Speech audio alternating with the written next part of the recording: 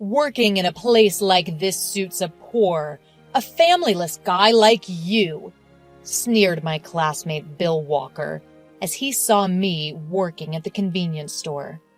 But the next moment, the sound of a slap echoed through the quiet store. Apologize to him right now. It was his father who had been bullying me, showing anger to his son. Knowing the reason why, I started to tear up. My name is Michael Edwards.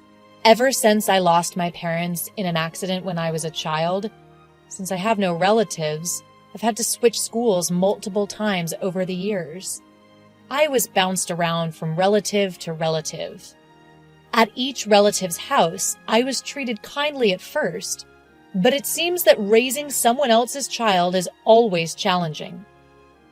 When it was time to move to the next house, they would send me off happily saying, "Take care." I was never told, "You're always welcome back." Through these many moves, I learned how to live without causing trouble for others. In junior high, 8th grade, for some reason, I ended up living with a couple in their 50s, Mr. and Mrs. Wilson. Both Mr. and Mrs. Wilson are qualified lawyers and were busy working as lawyers until a few years ago. Now they're both retired and living peacefully. I didn't know why they took me in, as I was not a relative or anything. Regardless of the reason, I wanted to stay here forever. Because this town is where I lived with my parents until they died in the accident. Walking down the street, warm memories come flooding back. I wonder how long I'll be allowed to stay with the Wilsons. Reflecting on my past, I vowed to live quietly and cause as little trouble as possible until the time comes to leave. Contrary to my thoughts, the Wilsons were very kind and treated me like a real family. "Michael, let's go fishing together." "Michael, what do you want for dinner tonight?" I hadn't had such conversations since my parents passed away. I remembered that a real family was something this warm, and so I gradually opened up to Mr. and Mrs. Wilson. In 9th grade, Mr. Wilson asked my future plans. "After I graduate from middle school, I plan to work. So please let me stay here a little longer until I can stand on my own 2 feet." I didn't hesitate to show my intent to get a job. "We consider you, Michael, as part of our real family. You can always stay here, and you don't have to worry about money. Take the time seriously to think about your future." The kindness of Mr. Wilson was overflowing. It was a very heartwarming statement, but I, who had never thought about the future before, was left puzzled. All I had been thinking about was how to become independent as quickly as possible so as not to burden to others. I didn't have a clear idea about what I wanted to do or what I liked. Seeing my struggle and envisioning my future, Mr. Wilson said with a smile, "What you need, Michael, is time to face yourself. If you want to go to high school, do so. If you want to work, then get a part-time job. If you want to study, then study hard." Mr. and Mrs. Wilson always consider me. Helped pave the way for my future by letting me go to high school. Upon entering high school, I ran into a guy named Bill. Bill was a classmate from elementary school. We were not in the same class back then, so we hardly ever spoke. However, once we ended up in the same class in high school, Bill began to make sarcastic remarks and bully me. Bill belonged to a popular group and gradually began to involve others in his antics against me. Being an orphan, I had been subjected to this sort of harassment at school for a long time, so I knew better than to engage with him. He would get bored and give up eventually. Deciding to ignore him, I found Bill constantly trying to mess with me. My stress was piling up. Thus, my high school life, far from smooth, had begun. About a month after starting high school, Mr. Wilson asked me about my school life. "It's fun, Mr. Wilson. Thank you for letting me go to high school." I'm determined never to tell them about Bill's harassment, because I don't want to worry Mr. and Mrs. Wilson. I had decided that once I became a high school student, I would take advantage of the time that Mr. and Mrs. Wilson had given me to try various things. I wanted to discover my own potential. And to repay Mr. and Mrs. Wilson in some way, I thought of getting a part-time job at a convenience store. The reason was that I thought I should earn at least my pocket money myself, and I thought I could meet various people at a convenience store. Mr. and Mrs. Wilson were genuinely pleased for this. I had lived a reserved life, always wary of how others would react, so I was worried if I could handle customer service. But surprisingly, I was able to handle it smoothly. As for my coworkers, there were college students, housewives, and a 65-year-old man. Listening to their various stories, I realized that what I had experienced so far was just a tiny fraction of life. They all said in unison, "Once you enter society, most people have to live a constrained life because of their company or societal expectations, so do whatever you like while you can."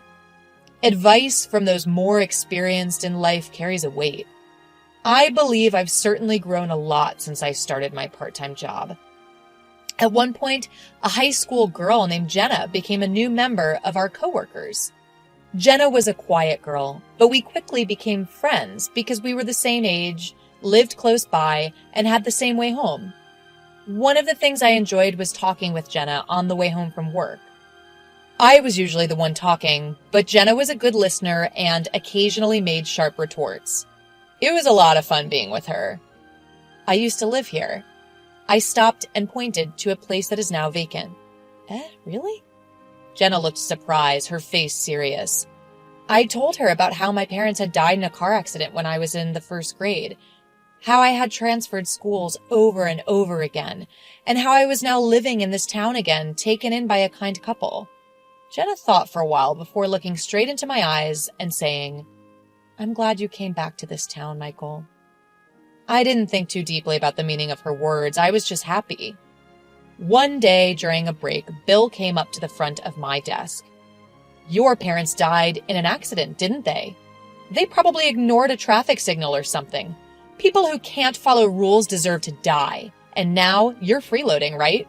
You've been passed around by your relatives, and then you're taken in by people who aren't even relatives. That's definitely suspicious. They're probably going to make you do something bad, right? Man, your life is a mess." Bill said this with a smirk, loudly enough that everyone could hear. I had ignored him when he bothered me before, but this time I couldn't. I was angry when he spoke ill of my parents and the couple, Mr. and Mrs. Wilson. Don't talk nonsense when you don't know anything. Before I knew it, I was grabbing Bill. "Michael, you should calm down." My friend stopped me, and I came back to myself, shaking my fist and taking deep breaths. The classroom was silent. Bill, surprised by my first retaliation, "What are you doing? It's the truth." Bill spat that out and returned to his seat. I managed to suppress my anger, grabbed my bag, and left the classroom. It's too early to go home. I sat down on the riverbank, staring blankly at the river. The chirping of birds, the flowing water, the sound of grass rubbing against the wind. Ordinary life was passing right before my eyes. I used to take walks here with my mom and dad. Memories of the past resurfaced. The memories from when my parents were alive are only of happy times. Catching bugs together, setting off fireworks, making birthday cakes. I wonder what kind of person I would have become if my parents were alive. I tried to think about it, but I stopped right away. How many hours have I been sitting here? The sun that was directly above me was now shining on me from the right. I guess it's time to go home. I had completely regained my composure. Returned to the house where Mr. and Mrs. Wilson were waiting. "I'm home." "Welcome back, Michael. Can we talk for a moment?" Mrs. Wilson, who had come to meet me, said, Following Mrs. Wilson in the living room, I saw Mr. Wilson sitting on the sofa. "I'm home." "Welcome back, Michael. We got a call from your teacher before noon saying you had disappeared without permission. What happened?" "I'm sorry for skipping school." I was unsure if I should talk about Bill. Mr. Wilson and Mrs. Wilson were looking at me with very worried expressions. I couldn't lie to these two. That's what I thought.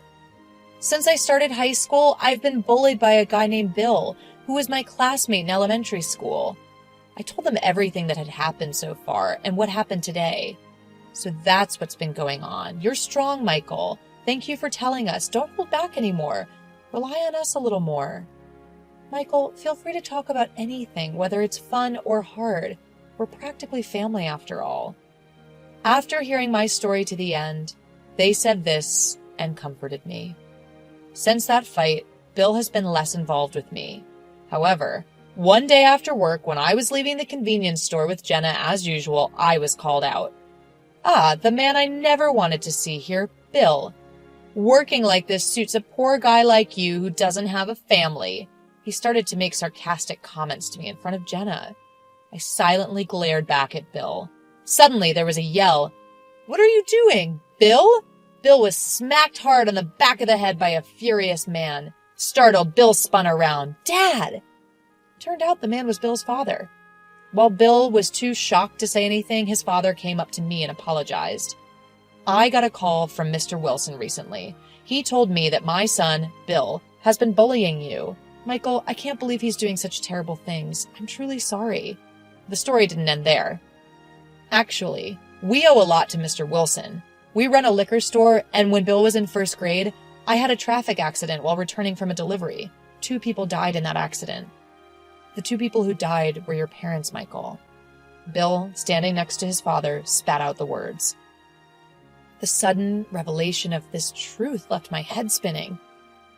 Bill's father looked down for a moment, then raised his face and continued.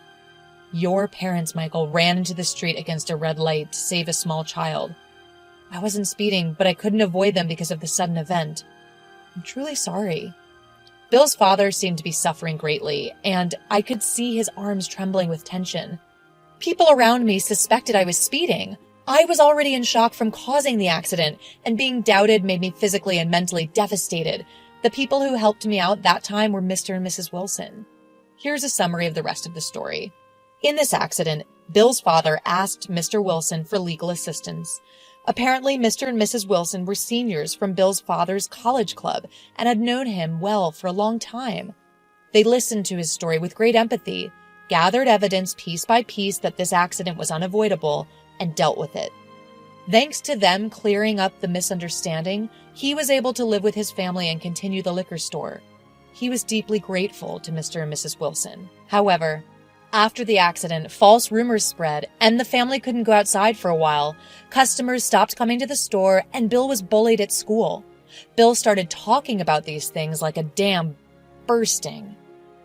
You've been able to return to a normal life because Mr. Wilson helped you, haven't you?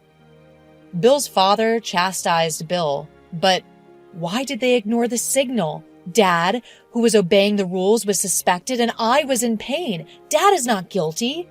Seemed like Bill was venting the frustration he had felt long ago. Bill's father seemed to be in pain, realizing that he had put even a young Bill through a hard time, and knowing that he had been thinking about his welfare. Bill, I'm sorry. You were young, and I thought you had long forgotten about the accident. Let's go home and talk about this slowly, Bill's father said to Bill. Then, with a deep bow to me, he put his hand on Bill's back, and the 2 of them slowly went home. Michael. Jenna, who had been listening to the whole thing, called out to me from behind. Michael, to tell the truth, your parents were protecting me when they had the accident. At Jenna's sudden confession, I was lost for words. According to Jenna, on the day of the accident, she, who was then a first grader, was out walking her pet dog. When she stopped at a crosswalk, her dog suddenly bolted onto the road, startled by a bird that had taken flight. Jenna, having let go of the leash, desperately chased after her dog, and she too ended up on the road. Just then, a loud horn blared and a truck came from Jenna's right. When Jenna came to, a man and a woman were lying next to her. Apparently they were my parents. From an eyewitness, Jenna learned that the 2 had run out after Jenna and her dog, trying to shield them. And later, she learned that the 2 who had saved her had died. Jenna's parents did go to apologize, but Jenna, shocked by the accident, shut herself in for a while. By the time Jenna was finally able to go out again, I, as the bereaved, was taken in by relatives, and no one was living in the Edwards residence. In the end, Jenna had been living with the frustration of not being able to apologize. When Michael talked about his parents, I thought maybe, and after hearing that person's story, I was sure. I'm really sorry for the late apology. Thanks to Michael's parents, I'm able to live happily. Thank you very much. Jenna bowed deeply. When I got home, I told Mr. and Mrs. Wilson everything I had heard today. I really respect Michael's parents. It's not something anyone can do to risk their lives to protect another person's child. Even while involved in this accident as a lawyer, I've always wanted to at least protect Michael, who was born to such wonderful parents. That's why we decided to take Michael in. It seems that the Wilsons had always been concerned about me, left all alone. There were times when I thought I was unhappy because my parents left me alone. But because my parents lived honorably until the end, I was able to live with the Wilsons, go to high school, work a part-time job, and meet Jenna, who my parents saved. Various elements connected in a single line, and I was certain that I could live strongly from now on. From this day forward, there was no more harassment from Bill. No one would bully me anymore. The atmosphere in the class became harmonious, and I was able to lead the peaceful high school life I had longed for. When I became a senior in high school, I quit my job at the convenience store to focus on college entrance exams. Having heard stories from the college students I met at my job, I decided to go to college. The faculty I want to join is the law department. In the future, I want to become a lawyer like Mr. Wilson and help people. And then in March, I successfully passed the university entrance exam. And Jenna goes to the same university. Actually, we've been dating since our sophomore year of high school. Michael, let's go report our acceptance to the convenience store where you used to work. Saying so, Jenna started running across the riverbank. I don't know if it's fate, but we met. And knowing the past, we've come to cherish ourselves and live with hope for the future. I will continue to live with all my might, proud of my parents who risked their lives to help others. Thinking so, I started running across the riverbank where I used to walk with my parents.